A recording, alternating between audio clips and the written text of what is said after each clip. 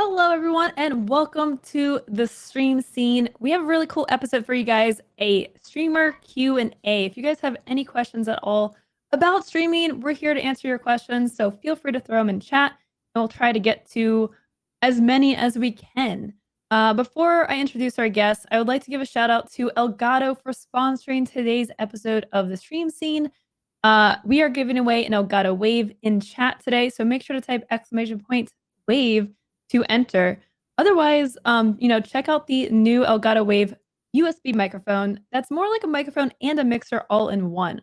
With Elgato's Wavelink software, you can easily route your audio from hardware or software applications and control the volume for you and your audience independently. Elgato Wave 3 is now available at elgato.com, which you can find by typing Elgato. And with that, let's do our introductions. Hunter, how are we doing today? Pretty heckin' good. Rocking some brand new vocal zones. I've never had this flavor before, and I'm such a vocal zone nerd. Fresh and invigorated. Can you sing for us now? This is nice. No, well, we're going to save that. That's going to be part of our fundraiser for Streamer Square later. Okay. And it's the Loco sing.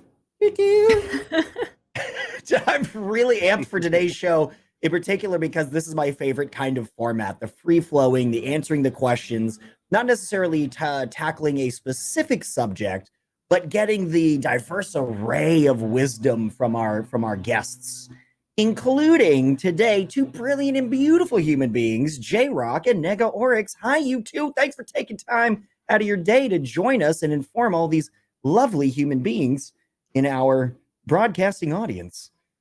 JRoc, if you wouldn't mind introducing yourself, who you are, where we can find you, what you get up to. Hey, I'm JrocTheGod. You guys can find me on Twitch and Twitter by the same name, JrocTheGod. I'm known as the guy who normally plays games without the use of hands. That normally just includes just my feet. Sometimes we'll do just voice commands and working on other things like programming household items into controllers as well. So just any way to not play a game normally is what I'm about, basically. That is awesome. What about you? I just feel like I'm slacking in comparison to JRoc all the time. Like sometimes we've heard your intro spiel. Don't even save it. But you know what I mean? Sometimes I'm just like, I'm barely passable with games with like a keyboard and mouse. The thought of learning how to do a game in any other way makes me want to take a nap. So so thank you for doing it, JRoc, so I don't have to. I can just watch and enjoy instead. I'm Negaoryx, and I am a voice actor, freelance host, and a full-time streamer, tabletop RPG player here on Twitch. And I'm excited to be back. It's been a minute. I think you're in competition now for being our most frequent stream scene guest. You're getting up there. You're getting some points for sure. I'm trying. We'll see. So yeah, like I said, today's format is super open, super relaxed. So if you guys have any questions, just tag me in your question. That is probably the best way for me to grab it, or Hunter, you can bother him as well. And we'll try to answer your burning questions about streaming. So I want to open up today's conversation with a question that I have for you guys. This is something that I'm currently going through right now, and I'm sure that you guys are probably have faced this at some point, and that's burnout. What are some strategies? I like asking this question because I feel like everyone's going to have a different approach, and I think it's super valuable to get everyone's perspective. So how do you guys avoid burnout, and when it happens, like, how do you deal with it? Oh gosh, I feel like avoiding it is the more difficult thing for us. I think a lot of us are really good at recognizing it once it has already taken hold. A lot of us are skilled at stepping back and saying, "Ooh, I'm definitely burnt out right now." But in terms of preventing it, I'm going to be honest and say I don't do a good job of preventing burnout, because every week my chat makes fun of me for saying, this week's a pretty crazy week, but all we got to do is make it till the weekend, and then one of my moderators will go, and then next week's crazy week starts, and it's like, yeah, you're right. I don't ever really take a break. today's supposed to be my day off. And then Hunter DM'd me and was like, do you want to be on the show? And I went, yeah, of course I do. Which I say not to point out that it's bad to invite people to things, but more of like, personally, I'm always working on learning, like, actually being able to take a break and rest versus when you're just so excited because you love what you do that you don't want to turn any opportunity down, you know?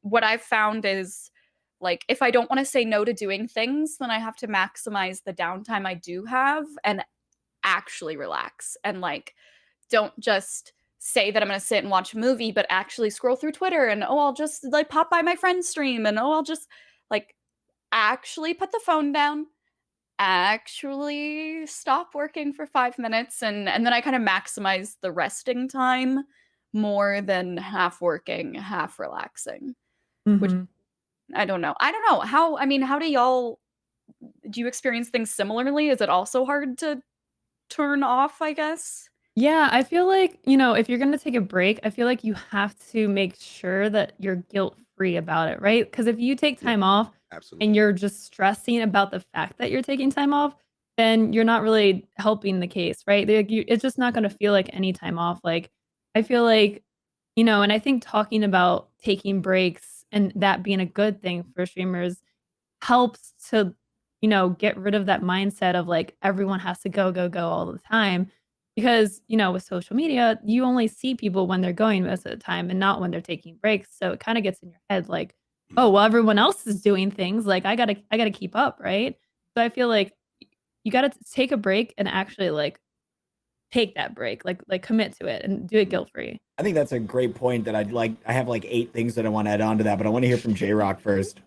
I was gonna say, I feel like burnout is literally impossible. Like, there's absolutely no way to avoid it, because if you're not doing avoiding it? streaming, you're thinking about something else or working on behind the scenes things or trying to answer emails or whatever. It's literally impossible. So my only real remedy is, thankfully I have very, very good friends. So I'll just hit them up and we'll just hang out. We'll just chill, play a couple games offline, and randomly just have a few beers. This is a great conversation, and just those type of things remind me as to why I do this.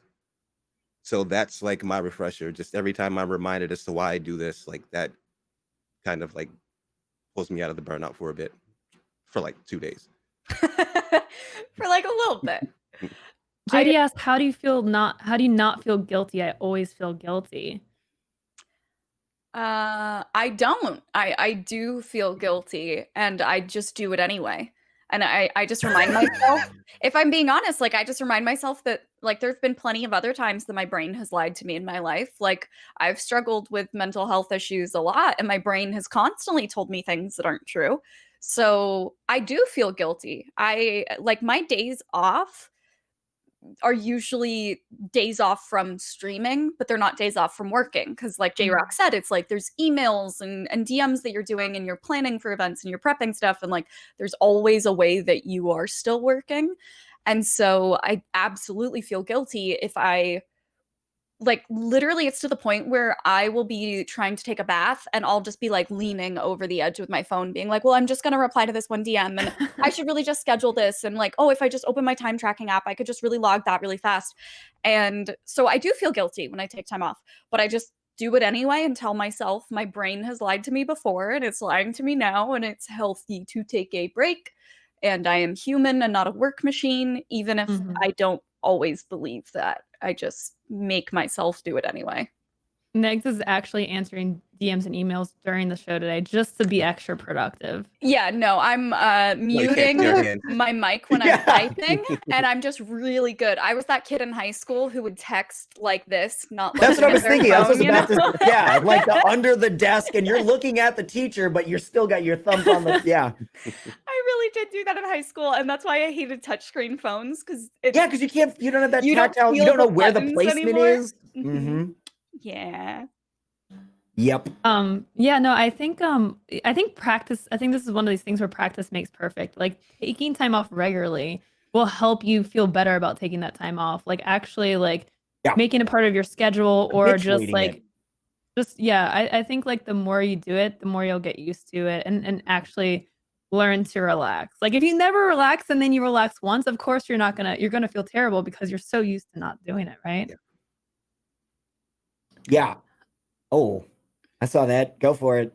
No, I was just gonna say I'm kind of curious. I would love to hear like J-Rock's experience with this as well, because we talked briefly before the show a little bit about like when we have cams on and cams off and how that can change things. Like for me, this year I came off of being burnt out for almost all of 2019. Like 2019 was awful in terms of burnout for me. And I had a couple weeks where I didn't feel burnt out at the start of the year. It was going great. And then I started to feel it coming on again. And to address it, I tried playing like a totally different game. And I said, somebody gifted me this game, Dead by Daylight, years ago. It's literally been gathering dust in my Steam library for like 3 years now. Maybe I should just try it once. And now I have not been able to stop playing it for the past 8 months. And I found like a whole new community on Twitch. And I stream it literally 4 days a week now. And I love it. So sometimes I think doing something to break yourself out of your existing routine and burnout can help a lot, even if you're not sure it's going to work. Like sometimes going back to comfort stuff helps. I know a lot of people will play a game that's like an old favorite of theirs. For me, playing something totally different, kind of like inspired, sort of like what you were saying, J-Rock, about remembering why you do this. Like it gave me a different game to remember why I love streaming with. So I don't know if that works for any of y'all in terms of like trying something new or different, but that definitely helped me. I feel like I'm in like a minor boat here because I do work a full-time job outside of streaming. So I just got over it. I just kind of stopped feeling guilty about taking days off because I was probably killing myself. Just there was a stretch in 2018 where I was new to my job and was working towards partnership. So I was at my day job 60 hours a week and I was streaming 35. And I did this for about, I think, 4 months straight. And then afterwards, I'm just like, yeah, I can't do this anymore. I got to cut back somewhere. And it was tough at first. And then it was the realization that people enjoyed seeing me happy more than anything. So it was just like, hey, so that's what I care about more than anything. So if I don't feel like doing this today, screw it. I'm not doing it today. I'll give you guys the reason. I just don't want to do it. That's the reason. Like, so I catch you when I'm 100% and much more ready to do this. And if I want to do this, or I just like don't want to have on a face cam or whatever, I'll just not have on a cam and just, kind of like ease over into that, just have people deal with the questions and then just let it be gone. Making those adjustments as you go. Very valuable. You bring up a good perspective because, a lot of aspiring streamers, like they are balancing being a student or having a job and like trying to incorporate streaming, which it's a lot of the time more than just a full-time job, right? It's so much more. And that's a lot of us are aging up too. Family starts coming into that. Yeah, my dog is very needy. Takes up a lot of my time. So, as someone who has a full-time job and streams, what advice do you have for those out there that have to do this juggling of both while trying to succeed in streaming, trying to grow your stream? Like, what do you prioritize?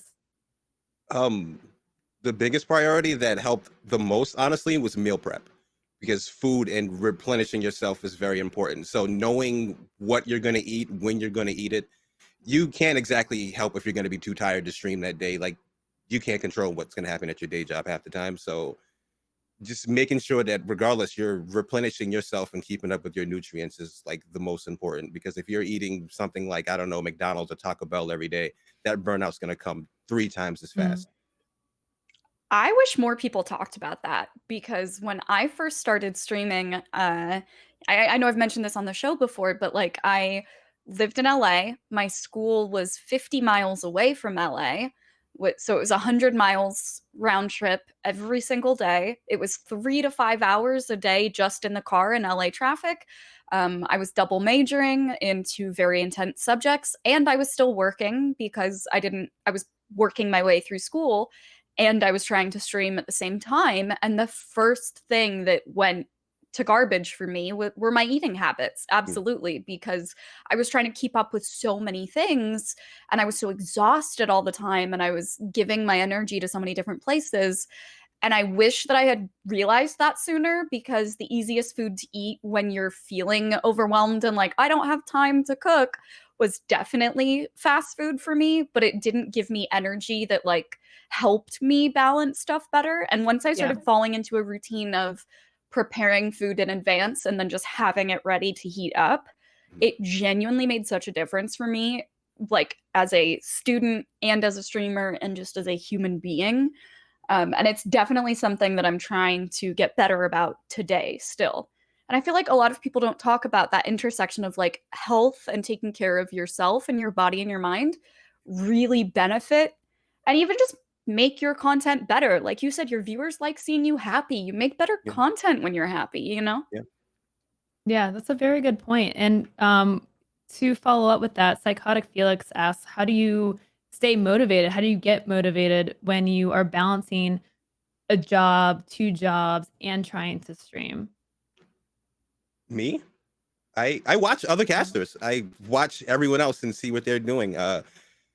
They tell you not to compare yourselves to other people, but I don't do that. But I don't do it in a negative way. I look and see, like, say what someone like what Negs is doing or what my best friend Cup is doing. You know, it's just watching everything that they get themselves involved in. It's just like, man, all right, I kind of want to get there one day, and I'm not going to do that by allowing the negative emotions to control me. And then it becomes a shift of realizing that there's so many things that are out of your control. And if you allow that to completely cloud your mind state instead of focusing on things that you can control, you no longer control anything. And it's just a bad downward spiral. So focusing on the things that you can control eventually has a mold on the things that are out of your control. Like, say, having the energy to stream, you control that by dieting and eating better and making sure you're properly hydrated and properly rested. Those things like eventually, help that mold. In case you needed any validation for that, that happens to be almost the exact same thing that Marcus Aurelius, one of the greatest leaders in all of human history, said. So, good advice. That's good advice. Thumbs up there. Yeah, I like that you mentioned too. I think people talk a lot about comparison being negative in streaming, but I like that you bring it up as a positive thing, because I'm kind of the same way, where oftentimes like I'm very, very introverted and I have really bad social anxiety. So a lot of the times I feel too socially drained to watch other streams. I get into my like, I need to not see another human for 24 hours cocoon. So my time there is definitely a little more limited, but a lot of the times I'll watch and like, I love that you brought up Cup of Noodle, for instance, because I did this the other day where I was watching her stream and it motivated me to get back to streaming horror games, because seeing somebody who's clearly like energized by what they're doing and what content they're making reminds me what energizes me. And how I also want to create content where, like, if I'm watching Cup of Noodle stream and I'm looking at that and I see that she is glowing, literally like lit up because she is doing something that she's good at and she enjoys it, and like it's showcasing her talents and her skills, it makes me feel good about finding my version of that, you know? And so I definitely think like a lot of the times people say don't compare yourself to other people because we're conditioned to think comparison means we're putting ourselves down. But I think you can definitely draw inspiration from seeing other people like flourishing and thriving and succeeding. And definitely with like balancing schedules and stuff, something that helped for me when I was doing the like working and commuting and streaming and all of that at once, I gave myself really small time frames of just asking myself what I was proud of in that time frame. And it could be a week, or it could be a month, or it could just be a day that I had to get through. But I would just check in with myself and be like, what was one thing that made me smile, or one thing that I'm proud of myself for doing in that time frame? And then even if like my concurrent viewers were going down, or I didn't do so great on a test, or I wasn't proud of my work that week, whatever it was, I kind of mentally trained myself to notice what I was proud of and what I was succeeding at. And then I kind of started shifting my priorities to focus on those things. Otherwise, I would have been beating myself up every other week over trying to do 1,000 things at once and not being 100% at any of them, you know? It kind of gave me a little light at the end of the tunnel to just have some nice thoughts in my head every now and then, Yeah. because it's a lot. Something that helps considerably with that, in my opinion, is a practice that I put into place like 9 months ago, maybe, of daily victories, just little wins, things that were good about the day, and trying to do this throughout the day instead of recalling it at the end. So when something happens, to record a little thing. It's so easy. There's so much psychological research on this. So significantly easier to keep your failures in mind. It's just we're automated to do that, and it's way tougher unless you're narcissistic. It's way tougher to keep your victories and your wins and your successes in mind. And there's a tendency to fixate and focus on the failures, even when you're succeeding in maybe several different areas. I think that keeping a log of those daily wins starts to help you recognize them when they happen. And then when you're recognizing them when they happen, you're able to keep a sense of motivation and persistence, because you're like, oh, I am doing good things. I do have all these little successes that are bringing me joy and furthering me toward my goals and whatnot. This is good. I can do more of these little things. This is definitely achievable. And those kind of snowball into, over time, if you give yourself time with this, into like big pools of wells of motivation that you can draw from, that you've built up over that time period. It's not something that instantly fixes senses of inferiority and whatnot, but it's a very, very, very useful tool and easy. Because literally everybody, no matter how terrible a person you are, you have little wins throughout the day. Every single person does. And it's something that I've now started to pay attention to in little activities like brushing my teeth. I'm like, oh, I'm happy that I have teeth and they don't hurt. I have these like little points of gratitude throughout the day, and that also helps to motivate and inspire me. I feel like you could be a life coach. And to go back and touch on what Negs just said before this, watching other people and seeing other things that they branch out into, it just makes you realize things that you didn't even know were a possibility. Like Absolutely. a few months ago, I didn't even know we could get sponsored by coffee brands. It was like, holy, this is what else can we do?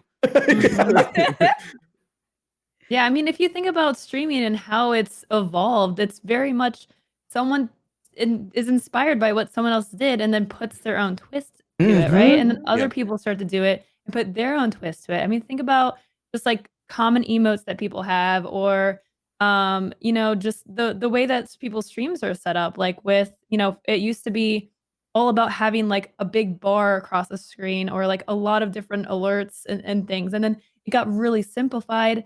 And now it's like moving towards, we talked about this before the show, people doing more no cam streams and mixing that in. And then having more of a, talk show style format with their just chatting, where they have like kind of like a set overlay for that. So, I think you guys make a good point with being motivated, like seeing other people succeed and seeing other people doing cool things inspires me and motivates me as well. Like it really is just a very much like a community type feel. And yeah, I think like for those that are feeling stuck or feeling lost or feeling like stale, spend some time seeing what else other people are doing. Absolutely. So let's get into some of our questions that we've had from we've had a couple from Twitter, so I'll start with those. Defix asks, should a person try to keep most content isolated to a specific media platform? For example, something created on Twitch should only be on there and nowhere else. Or should it be widespread to all platforms for exposure? And with that, how much time should be used for getting content out to be seen? I feel like we're all so polite. We're waiting for each other to talk. I would say know which type of content suits which platform. Like the easy answer is no, your content should not just be on Twitch and then never go anywhere else. I can say that the two biggest things that have ever happened for growth and exposure on my channel have come from clips from Twitch going on to Twitter and Reddit, respectively. One of those I posted myself, one of them I did not and had no control over. But either way, that content never would have gone viral just sitting on my Twitch channel. Yeah. Especially because of Twitch's discoverability. Like, it is so difficult to just search for content you're interested in on Twitch unless that content is live and a live channel you're going to find. Exactly. But you do, or I shouldn't say you do, you should try to learn the difference between what makes for like a snappy, engaging Twitter clip versus what you should put to YouTube versus Instagram. Like, there definitely is different audiences on different platforms, and different content is more suited to different platforms, I think. Yeah. Or at least in the way that you're like editing it and presenting it. I don't think like a 15-second clip is going to do as well on YouTube as it might on Twitter, for instance. So that comes with time. But I do think if you're planning out the number of hours in your day, something that you'll hear a lot of streamers talk about a lot, which we've discussed already on the show, is like maximize your time in your day because it's limited. I do set aside a certain amount of time to pull clips for social media and pull clips to be edited for YouTube, to separate the two and know which ones are going where, to visit other streamers' channels, to engage with stuff on social media. Like, it's definitely not just about the number of hours you spend streaming if what you want is to grow. If what you want is to just have fun on Twitch, then like, who cares? Just have fun on Twitch. But if you want to grow, there definitely is a way to maximize that time. Yeah. Yeah, absolutely. And the thing is also something to think about is you need to pick where you want to focus and not just don't spread yourself too thin, because it's very easy to get lost in the trap of like, oh, well, I need to be on Instagram and TikTok and YouTube and Twitter. And, like, especially if you're time constrained to like, maybe you're just part-time streaming, like you really do have to prioritize how you're using your time towards growing your stream and how you're using time towards streaming itself. So let's say you stream, 3 hours a day. What is your game plan for growth, for discoverability, for growing in different areas? So, for example, you stream for 3 hours on Twitch, you take one clip a stream and you caption it and put it on Twitter. That is going to help with your discoverability, with getting good engagement and engaging with your current followers. You can also take that same stream and repurpose it for YouTube. It really does depend on, if you have a budget, if you have people to help you, and how much time you have itself. So don't spread yourself too thin. Pick areas of content creation that you really like. I think that's the most important thing, is like, if you like TikTok, then focus on TikTok. Like, you don't have to stream 6 hours a day. You can stream for half that and like still grow and still like have a good game plan that helps you succeed. Yeah, I think this is one of those things in this industry where there is such a thing as over diversification. It's not because of the places that you're putting stuff, but it's because of the time that you're spending on doing that. There's so much value in having a diversified skill set and many interests that you pull from and connect these otherwise completely distinct threads, but you're connecting ideas together from different disciplines, can make for so much great innovation. But the ideal is to bring all of that to bear on one primary focal point, instead of looking at it as, I want to take all these many skills that I have and all these many interests and do a little something with each one of them. That's going to get significantly less traffic and engagement in a broad sense, not necessarily like audience engagement, but like you doing the thing is just going to be less productive. And if you took all that and focused on one thing, but then also had several other things that you did a little bit with, right? Like time blocking time per day, like Negs was saying, to just work on pulling certain clips for a specific purpose. And if that's for a 30-minute period, once those 30 minutes is done, maybe you haven't finished the job, but your 30 minutes is up. You have other stuff to go and do now. Yeah, and it sounds like what you're describing also is like creating some type of funnel. Like, what is your end point towards building your brand, and how do you get people what is the widest part of your funnel? Like, how do you get the most initial draw? Because ultimately, you're not going to appeal to everyone with your content. Like, Yeah. and you shouldn't try to be honest. Like, Never you should try to try. hone in on what you want to do, Mm-hmm. and just like do that good. Yeah, do good. Do good. Had to learn that the hard way. Yeah. Mhm. Still learning that. Yeah. It's And easy to get like caught up in like, just so many ideas and like so many interests and like just wanting to try things. And you should definitely try new Yes, things. experiment. Especially if you're passionate about it, because like we talked about, Oh, like yeah. people gravitate towards passion. Oh, yeah. But yeah, it can get to the point Intoxicating. where you're just too wide and not centered enough. Centered and balanced. Centered. Mhm. I think we had a follow-up to that question. We have a lot of good questions today. Oh, okay. Yes. Do you recommend building an audience on another platform for your stream, or just is it possible to stream and build within the platform? And that was from Vasquez Films who asked that. It's very difficult to convert people from one platform to another. It's valuable to have multiple platforms that serve different purposes, kind of like all of us are saying. In at least in part, if we're thinking about growth, at least in part to show people who maybe only live somewhere else on some other platform what it is that you do, and they can continue engaging there, but some of them will trickle over to one of your other platforms that you're producing content on or engaging your community in.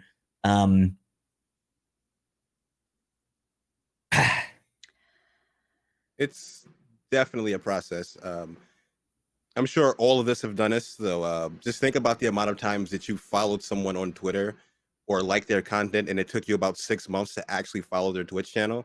Or Yep. years. Yep. It usually takes a while for those type of things. So when you're doing it, like definitely to make sure that you're plugging where you want to funnel these things to try to nudge things in that right direction. Mm-hmm. I'd say pick a home base. Yeah, I was just gonna say, to be honest, I don't think of myself as having an audience on any other platform. I think of myself as a streamer who has X number of followers on Instagram, X number of followers on Twitter. Like I don't think of myself as somebody who is trying to cultivate a unique audience on Twitter. I post on Twitter to have a presence on that platform because I assume anybody who follows me there is probably finding me through Twitch, either directly from Twitch or through like my interactions with other Twitch streamers through Twitter. But I pretty much assume that if you're following me on Twitter, it's because you've heard of my streams or you know of me from the Twitch sphere somehow. Like Twitch is very much my home base. And if I'm being totally honest, like I'm very low stress with other social media platforms. I don't enjoy taking photos for Instagram. I don't enjoy taking going live photos. I don't enjoy TikTok. I don't think I've ever made a TikTok ever, and I probably never will. So I just don't put my energy into it, because if I tried to do everything, I would have like actually genuinely had a nervous breakdown at this point, because it's just too much. It's too much for me personally, and I think for a lot of us, to try and spread ourselves that thin. Yep. So I try to make content that I think is representative of me and my voice on those platforms, but I definitely don't like treat it like its own thing that I love and I'm trying to grow as its unique little Twitter baby self, because I care about Twitch first and foremost, you know? Yeah, that's fair. There's I a feel bit of like a at guiding the- question to that too. Huh? What? I was gonna say that if you really wanted to boil it down, you could just go through the practice of cutting them away, like not actually doing it, but like listing all the different platforms and being like, if I removed this from my engagement, professional engagement altogether, would I be okay with that? Yes. And you could sort of like go down this list and find what remains as, no, this is unacceptable to leave this thing behind. Yeah. This Yeah. is my bread and butter. And then that's what you should focus on. Yeah, I think that's a really good idea. And one thing that I would say to this question is, while you don't want to spread yourself too thin, I think it is important, especially like where Twitch is right now, to find another platform that you can bounce your content off of. Like, so whether that's Twitter or YouTube, like I think picking at least one other platform outside of Twitch to feed into your Twitch is really helpful. And that's going to depend on what you're interested in and what has good crossover. So, like Instagram, I think, of all the social media platforms, probably has the worst crossover, like trying to get people to a different Yeah. platform because they like Instagram just doesn't let you post the links. It's Like super insular. It's just meant to keep you just right there. yeah. So and like we know how people are. Like if you don't put your Twitch on a platter for them, they're not going to spend the effort like looking you up, right? Like unless you're very, unless they're very compelled by some type of clickbait that you do. I think Twitter, YouTube, even TikTok can be good alternatives to building a base on there and then having that feed into your Twitch or, whatever your main social media is going to be, having like a second one to feed into each other, I think is a good idea. I'd say Yeah. one element for this too, for the decision-making process for what should I be doing where, is also based around which ones you use the most. And I think that's Yeah. one that often there's like an internal bias toward the things that you're the most familiar, but the real value in that is humans are fantastic at pattern recognition, and all of these platforms are inherently about creating patterns for familiarity for an audience to some extent. And when you already understand, maybe you can't write it out, maybe you can't write a treatise on it, but you already understand intrinsically because of your use and engagement on those platforms how they work, what formatting is best, what gets you the most intrigued in the content there. That's already you've already won half of the battle at that point. So in terms of that refining and that filtering process of picking which platform and whatever, I would say go first and foremost with the ones that you actually use, not produce content for, but that you engage with the most often. Mm-hmm. And so to tie to this, we've actually had a lot of questions regarding consistency, stream length, frequency, and part of this is just like getting down to the basics, like how long should you stream for, how often should you stream for, and then the other aspect to this is kind of like 2020 to sum it up. Really, like the world's a lot right now, and I think I know I am like struggling to maintain consistency to get myself to stream. What advice do you have for those that are trying to figure out like what is the golden rule for how often you should stream? Yeah, I'm curious about J-Rock on this one because of that path that you described for your own journey of streaming and doing all this other stuff at the same time. Like what lessons you learned, what you finally landed on for what you feel like works for you, but then also kind of like generally for other people. I don't know. I can't speak for anyone else, but there's days when I wake up and it's just like, all right, this is what I'm doing today. And that may be, I'm going to go sit and read a book, or I'm going to go, we're just going to casually play some games with some friends. We're going to hit some friends up, or, hey, I'm going to play 3 games at once today. It just, I can't control what mood it is that I'm in, but I've learned to like just embrace free flowing in that regard. And that level of spontaneous, like my only consistency at this point is that you just never know what the hell you're going to expect. I'm consistently inconsistent. Yeah, I like that. Consistently inconsistent. Oh no, sorry, keep going. I've realized that between like everything that's going on in the outside world and trying to maintain a career in streaming, and my day job is just like, it's overwhelming. I can't schedule 3 different things at once. I personally, it drives me nuts to have my entire 24 hours just on a schedule. So there'll be a day where I'm just like, all right, I'm going to stream here today. I'm not going into work tonight. Screw that. That's what I'm not doing today. That's what's not happening. I'll grocery shop tomorrow. Laundry can wait. It doesn't matter. Like, this is not what I'm in the mood to do today. Just obviously not letting it pile up, but just You've got like an automatic prioritization process. yeah, very free flowing. That's cool. I like that. I wish I were better with that. I think personally for me, I'm such an anxious individual that even stuff I enjoy doing, I will get anxiety about. I one of my friends in a chat the other day in like a group chat I'm a part of said, do you ever struggle with that feeling of I know mentally I want to stream, but when I sit down, I'm struggling to hit the start streaming button? And I was like, I feel that way every day. And I've been doing this for 4 years now. Like, even with how much I love streaming, it is my favorite job I've ever had. I love it.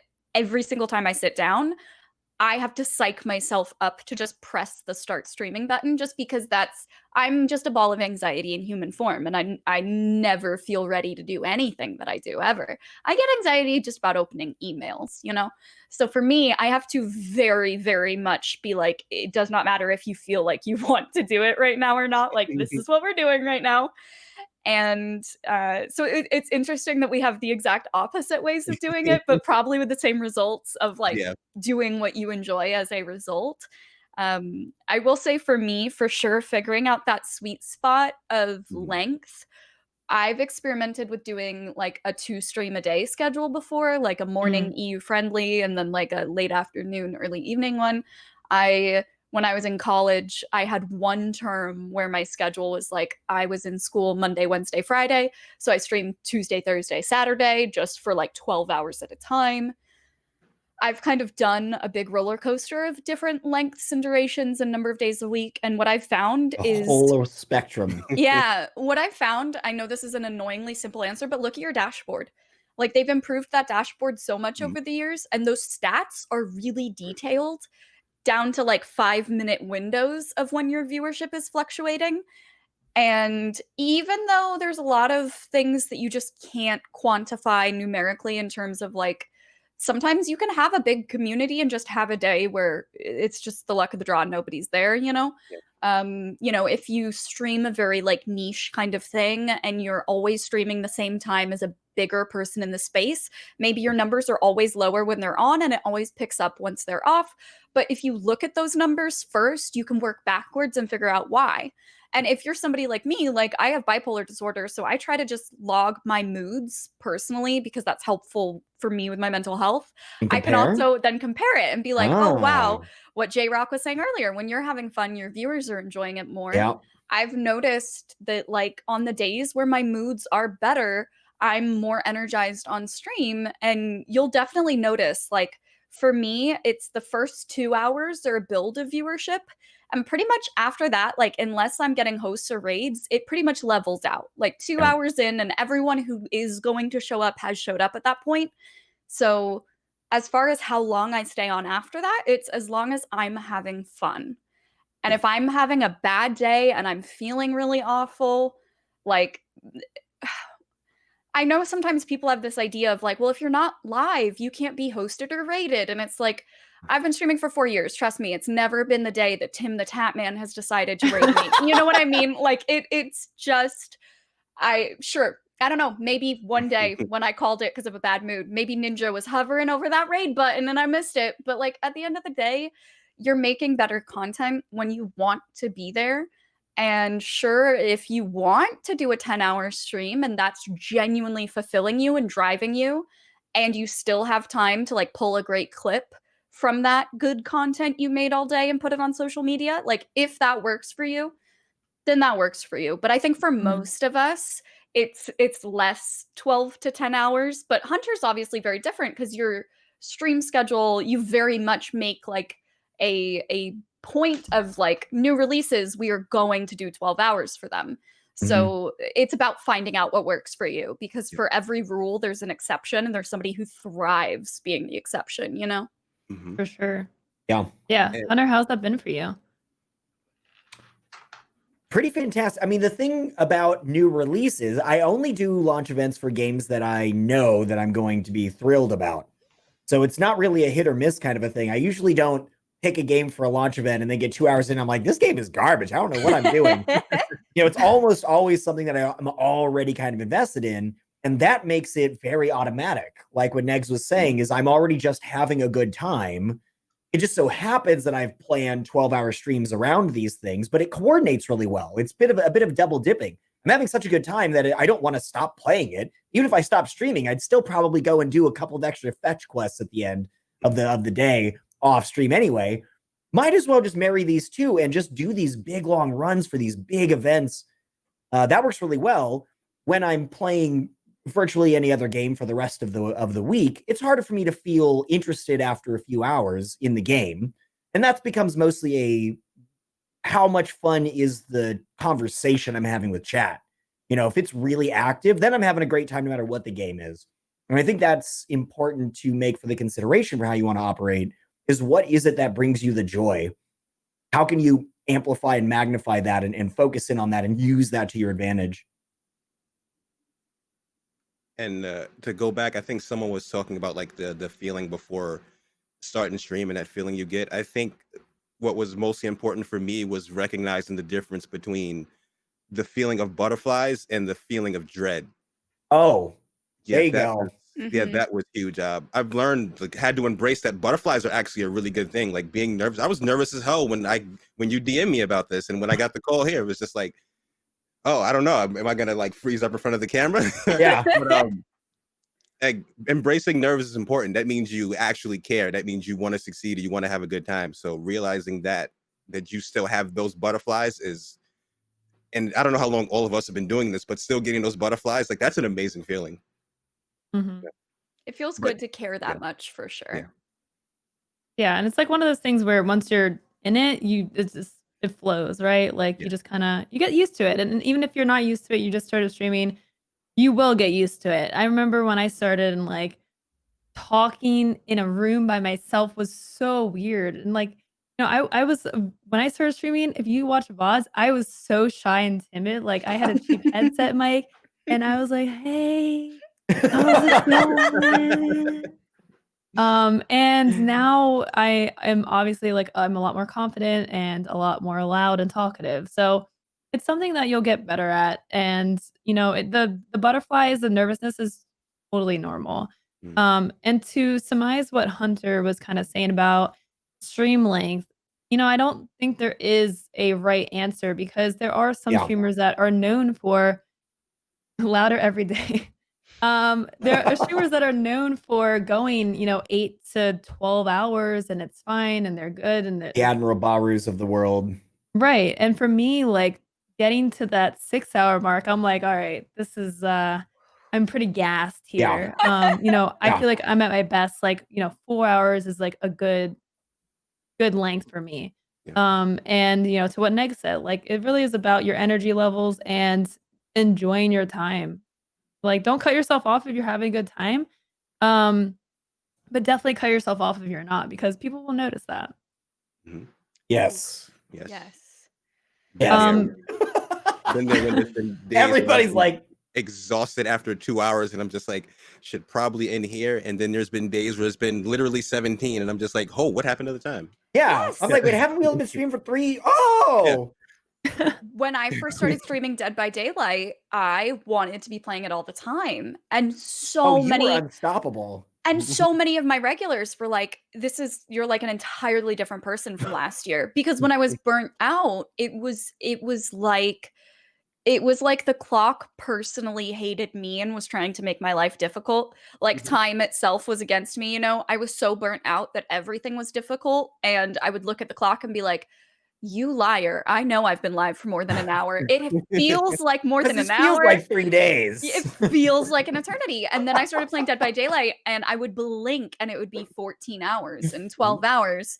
And so even though I wouldn't have told somebody like, if you're going to pick a new game on stream, really commit 12 to 14 hour streams of it. Like I just listened to my own body and to my own energy levels. And because I was still having fun and I felt like the content was still enjoyable to my community, I just ended when it felt right to end, but definitely like in terms of maximizing your growth, because I think with all advice and perspectives we share here, there's a difference between like what's most fun for you versus if you are looking to grow on the platform.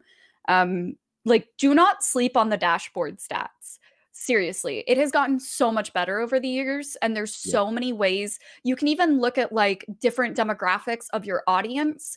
So like a lot of the times I'll look for time zones of posting on different social media platforms based off of how much of my audience is in different time zones and when they're online. The dashboard can be super helpful. So definitely it helps on the days where you don't have a lot of energy to kind of know when it's cool to get off anyway, you know? Yeah. Yes. And But you mean based on your trends and whatnot, like when Yeah. your peak viewership usually? Yeah. And Hey, Rock? even, Oh. oh, sorry. no, you can continue. I got my point right here. Just Okay. Okay. I was gonna say that's how I figured out which days to take off for the week for me. I Hmm. noticed that even like in my brain, I was like, I should stream Saturdays and Sundays because people who work full-time jobs, I want to be live both That seems weekend days for rational. them. It makes sense. And then every week without fail, my viewership was way lower on Sundays. And I was like, well, if it's not really working for them and I don't have a single day out of the week that I can hang out with my friends who work 9 to 5 jobs, like funnily enough, I have friends who aren't streamers and I was never seeing them because I was always working on their only days off. And I was like, cool. So viewership is way lower always on Sunday and I'm always missing out on seeing my friends on the weekend. So it makes sense to just take Sundays off. And it's helped my mental health and it certainly hasn't hurt my stream. So dashboard stats can be super valuable for figuring out that kind of stuff, I guess. So, okay, now I want to know what was right there for JRoc. I was gonna say like how this ties back into the burnout thing, and like my number one cure for burnout was always friendship. Like how you've been playing Dead by Daylight with all your friends lately. It's like being able to take something so fun into your professional environment and share it with people that you care about is invaluable.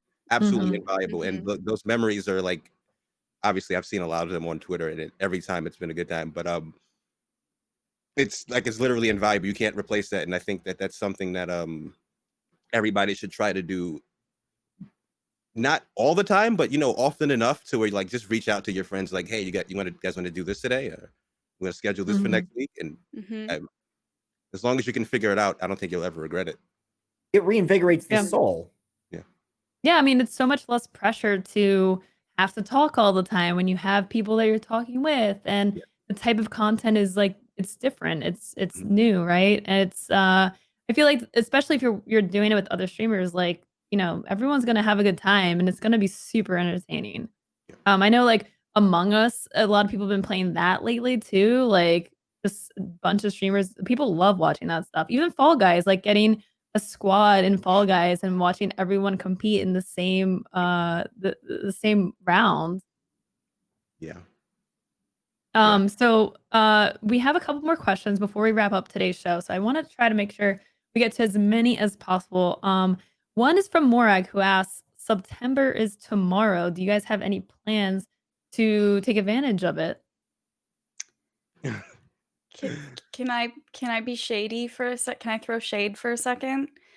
Yeah, go ahead. Maybe I could plan to take advantage of it if I didn't have to read the terms 17 times before understanding what they are. Yeah. Because it has to be a brand new sub and it has to be, and they've never subbed. Have they ever subbed on your channel before? No. And then it stacks if it's a monthly thing, if they're committing to coming back. And also, but then tiers play a role in it. So don't forget those higher tiers. They've never subbed to you before ever. But if they want to stick around for an entire year of a tier 3 sub, they'll get 20% off. And it's like, I'm not going to incentivize anybody to It's a little do that. convoluted. This is like the big logic problem at the back of the logic book that they're like, by the end of this college level course, you'll be able to solve this problem. That's what you just described.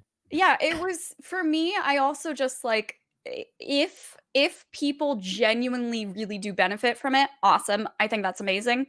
But again, like I think a lot of us have been streaming for a long time now.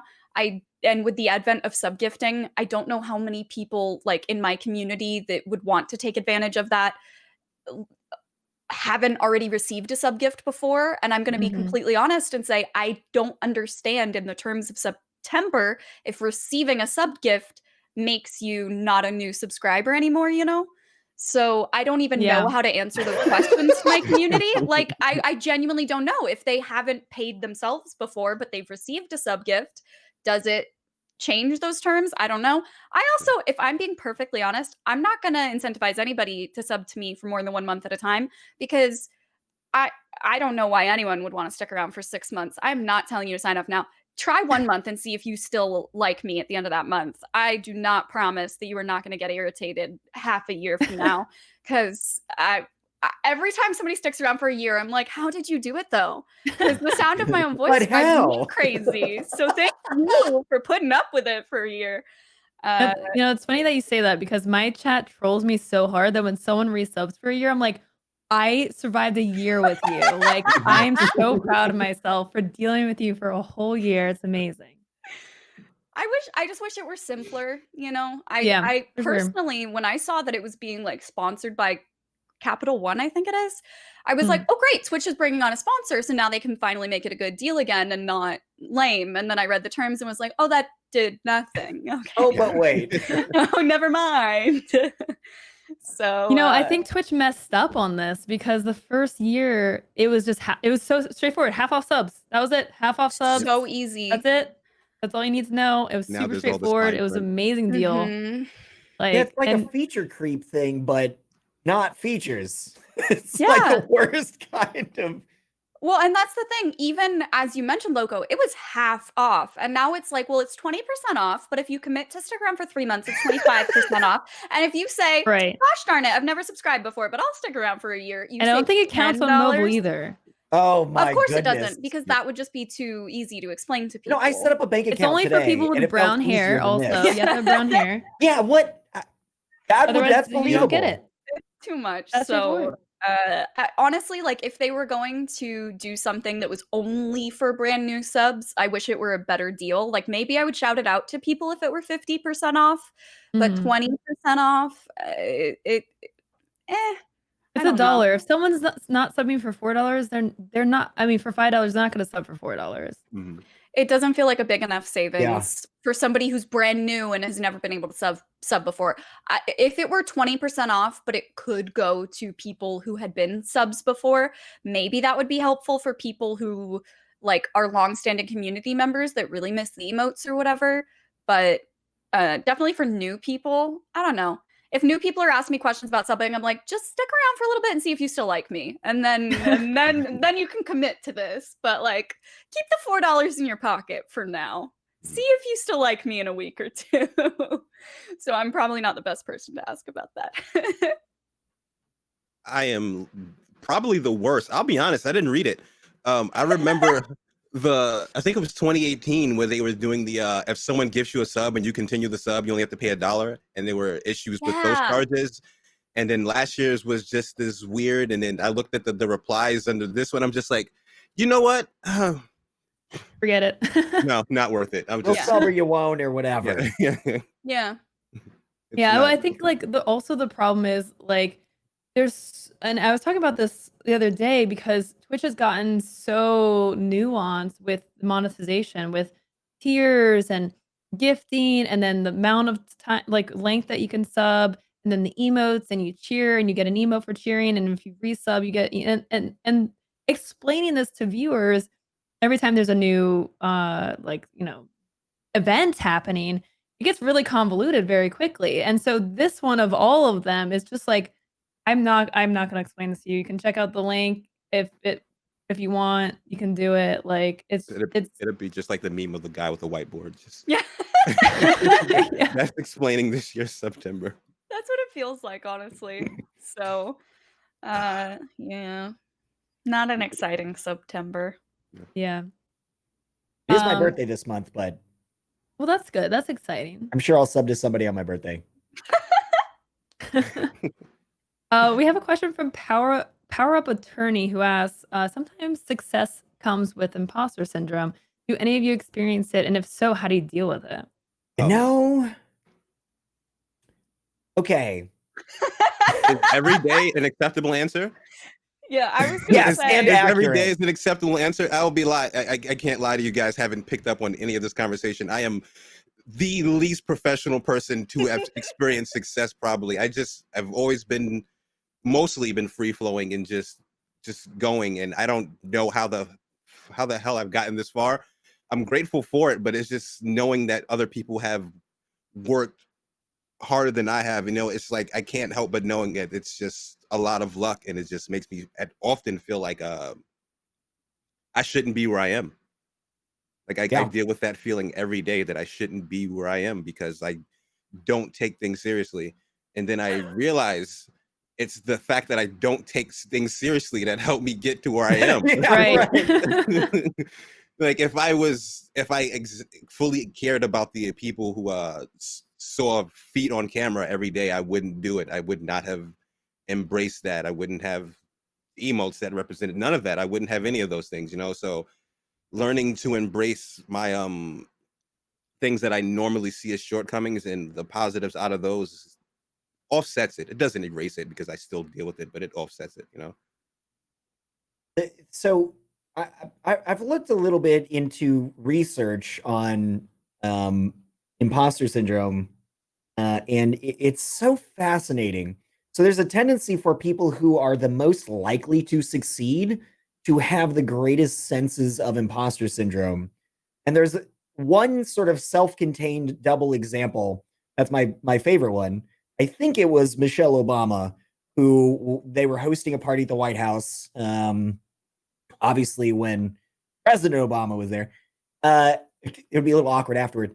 So they had a bunch of these like world-renowned, like mind-blowingly top of their everything in the world people. And one of the people who was there, I think it was Neil Armstrong. Did he die? I don't know. Anyway, I think it was Neil Armstrong. So anyway, she was talking to Neil Armstrong about the party. She found him like off wandering by himself kind of. And she's like, what's going on? And he's like, I feel like I just don't fit in. Like all these people have achieved so much amazing stuff. Like that person did this amazing thing and that person. And she's like, dude, you're Neil freaking Armstrong. You were the first person to get on the moon in human history. And then she shared her own experience with imposter syndrome being in the White House. And she's has so many accolades, incredibly accomplished, brilliant woman who constantly feels out of place surrounded by these other successful people. But that tends to be the case. When you're in good company with successful people, you feel like an imposter, but you're in good company with successful people because you are also one of them.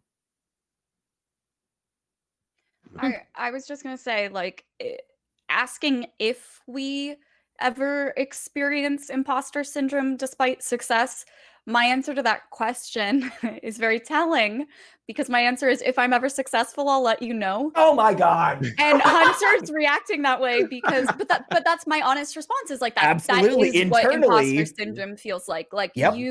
you never feel like you deserve a seat at the table with people who are successful because you don't view anything you accomplish as being a success. Somebody else could do the exact same thing as you.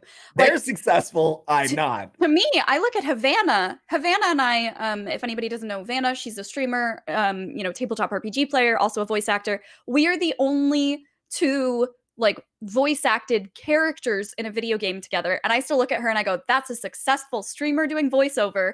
And I'm the other character in the game with her.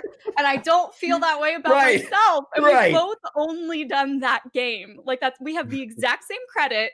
And I look at her and I'm like, success. And I look at me and I'm like, maybe one day. The mind is such a wild landscape. It's absurd, but like that is what imposter syndrome is. Like it can be that even when it's a direct one-to-one comparison, you still don't feel like you're on par. And I personally feel that all the time. The only thing that I can say is like, absolutely, you don't want it to be to your detriment, especially mentally. Like you don't want to feel bad or down about yourself. But I will say in an industry where a lot of people can get really big heads and not be nice to work with sometimes, I do try to spin imposter syndrome into a positive thing for myself in the sense that like I'm trying to find a balance of feeling aware of my own accomplishments and not downplaying them, but not having my head up my own ass about it, if that makes sense. Yeah. You know, like I think in a way, Valid. channeling imposter syndrome into just staying humble always, no matter what you do, is a healthy outlet for it. To like always just treat everyone the same, regardless of what they've accomplished or what you've accomplished, you know? And Mhm. I think that's like the way that I'm trying to healthily not be down about myself, but instead just like be a decent human, you know? For sure. You know, Hunter, you know Mm. what would be a great topic is to talk about what success means, like what it looks like That would be a for great streamers topic. and creators. Should we do a show about that next We week? should probably, get next week sounds like a good that I can work Yeah. that into my schedule. I think, I saw Steven Spawn in chat. We could get him on. Uh-huh. Danotosh. We should do that next week. I think we will. Hmm. Unfortunately, Hmm. that's gonna do it for us this week. So thank you guys so much for joining us. We got to most of the questions, which I am very proud of. If Yes. we missed your question, I would encourage you to come over to our Discord server and ask your question in there. We've got a bunch of other streamers in there. You can Yes. get some help, some advice, and collaborate with some other streamers. So come over to our Discord server. But other than that, let's do some shout outs. Negs, JRoc, thank you guys so much for joining us today on the show. Let's do some shout outs. Where can we find you? Next, starting with you. Where can we find you and what are you up to this week? Yeah, you can find me on all social media platforms at Negaoryx. That is Negaoryx. I am a voice actor, tabletop RPG player, freelance host, and full time streamer. You can catch me. I'm going to be hosting an upcoming episode of The Weekly, which is a gaming news show on Twitch Gaming with my lovely, wonderful co host, Cup and Noodle. And I'm going to be really honest and say I'm blanking on the date, but that's coming. We're going to be back soon, which will be great. And I am going to be doing some super fun collab streams soon with more DVD streamers. And I have some voiceover announcements soon, so keep an eye on social media for that. Thank you so much for having me. This was so much fun. Wow, your upcoming announcement list got really big on this one show. This particular one. Lots of fun stuff. Yeah, I like JRoc, staying what about busy. you? I go by JrocTheGod. It's the same on Twitch and Twitter, JrocTheGod. Please don't call me Jork. Do people do that? You'd be surprised. I almost no. just spit my water out hearing you say dork. And this week, I'm not sure what the plans are for this week. I've got a lot of house cleaning to do, but I've mentioned earlier that I'm learning how to convert household items into controllers. So I think this weekend I'm gonna stream that entire process because coding was a mess so far. I almost broke my computer by programming a mouse into a motherboard, and it just left clicked and spammed M everywhere, and everything was a mess. But I think I want to stream this process so so people have more of an idea of how this works, including myself. Because I have no idea what the hell I'm doing, but I'm learning. So, but yeah, it's just the process of doing that and gutting out an entire handycam and putting this hardware into the handycam. So now the handycam can do things like control a horror game. Oh my gosh. Yeah. I'm going to be sitting there just like taking notes. Yeah, I have no idea how you do that. Like that mystifies me. So I don't know either. I just do it. We're gonna figure this out together, I guess. Yeah. I like it. DIYing. Yeah. That's about it. Hunter. Sup? Hunter, I'm trying to figure out who the winner of the Twitter giveaway is. I'm getting ready to announce here. If you don't mind letting people know where we can find you and what you're up to this week. I am the Hunter Wild. You can find me on my own channel on occasion at twitch.tv/thehunterwild. You can find me on Twitter pretty regularly at the Hunter Wild TV. Definitely recommend to follow in there. And right here every Monday, right next to the most absurdly terrific. It's one adjective, but it's just augmented. I hate that you do this. Just be like, Loco, who are you? Loco, who are you? You can find me at twitch.tv/LOWCO, twitter.com/loco2525. See, this is why I have to pump you up. Is because I stream sometimes and tweet sometimes, so follow me there. And Hunter, if you don't mind shouting out today's sponsor for the show, and then after that, I will announce the winner of the Wave 3 giveaway that we did on Twitter. Nice. Yes. Yeah, we are exceptionally happy to have this segment brought to you by the Elgato Wave as part of our Elgato partnership. The Elgato Wave 3 is a USB microphone that's more like a microphone and mixer all in one, a singular system. With Elgato's Wavelength software, you can easily route your audio from hardware or software applications and control the volume for you and your audience independently, which I think is just a terrific and brilliant feature. Elgato Wave 3 is available now at elgato.com, and you can type !Elgato in chat for more information. Awesome. And with that, I am happy to announce the winner of the Twitter Elgato giveaway for a Wave 3 microphone. I need a drum roll. You guys have to do your drum rolls. And that's awesome. That actually sounds good. Failtus Magoria. I probably butchered that name. Failtus, congratulations. I don't know if you're here, but it doesn't matter because we're going to email you anyways. You have won a Wave 3 microphone. Again, big thanks to Elgato. Check them out. Take a second and visit their website to check out their awesome products. And with that, that is going to do it for today's shows. Our next show will be tomorrow. We've got Behind the Streams. So make sure to follow the channel if you guys are new here. Come back. Come check out our weekly shows that we do Monday through Wednesday with some more in the works. And with that, I will leave you guys for the day. This has been the Stream Scene. Thank you all for watching, and we'll see you next week.